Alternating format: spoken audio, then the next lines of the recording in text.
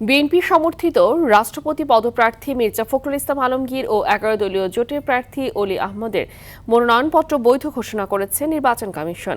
বাছাই শেষে প্রধান নির্বাচন কমিশনার এম নাসির উদ্দিন এ ঘোষণা দেন। বিএনপির স্থায়ী কমিটির সদস্য গয়েশ্বরচন্দ্র রায় বলেন, রাষ্ট্রপতি নির্বাচন নিয়ে সংবিধানের 70 অনুচ্ছেদের পরিবর্তনের বিষয়টি ভবিষ্যতে সংসদ নির্ধারণ করবে। আর জামাত নেতারা জানান, তাদের প্রার্থীর মনোনয়ন প্রত্যাহার করা হবে না। আতিকা রহমানের রিপোর্ট। তফসিল অনুযায়ী যাচাই বাছাই শেষে দেশে 23তম রাষ্ট্রপতি নির্বাচনে বিএনপি সমর্থিত প্রার্থী মির্জা ফখরুল ইসলাম আলমগীর ও 11 দলীয় জোটের প্রার্থী অলি আহমেদের মনোনয়নপত্র বৈধ ঘোষণা করেছে নির্বাচন কমিশন। প্রার্থিতা বাছাই করে নির্বাচনী কর্তা ও সিইসি এম নাসির উদ্দিন। যথার্থ পাওয়া গেছে এবং তাহলে এখন দুটাই মনোনয়নপত্র ভ্যালিড এবং আগামী 18 তারিখ হচ্ছে আপনার মনোনয়নপত্র প্রত্যাহারের দিন। এ সময় বিএনপি স্থায়ী কমিটির সদস্য গয়েশ্বরচন্দ্র রায় বলেন, সংবিধান অনুযায়ী সব আইন মেনেই হচ্ছে রাষ্ট্রপতি নির্বাচন।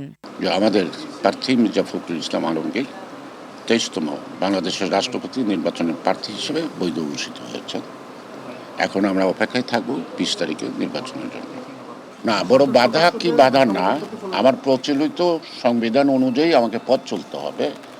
সেই সংবিধানে আমার যেখানে বাধা আছে সেই বাধা অতিক্রম করার জন্য আমাকে সংসদ থেকে সংশোধন করতে হবে। আর জামায়াত নেতা আব্দুল বাতেন বললেন, সংবিধানের 70 অনুচ্ছেদের প্রতিফলন হলে তাদের প্রার্থী জয়ী হতেন। আমার মনে হয় না এটা প্রত্যাহার করা হবে, কেননা 11 দলীয় জোটে সিদ্ধান্ত নিয়েই আমরা নির্বাচনে শেষ পর্যন্ত অংশগ্রহণ করার জন্য আমরা এই মনোনয়নপত্র জমা দিয়েছি।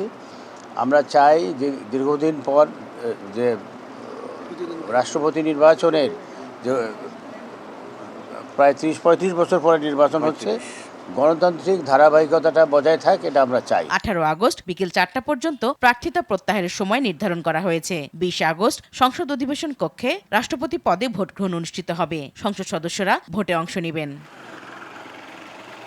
আতিকা রহমান, RTV, ঢাকা।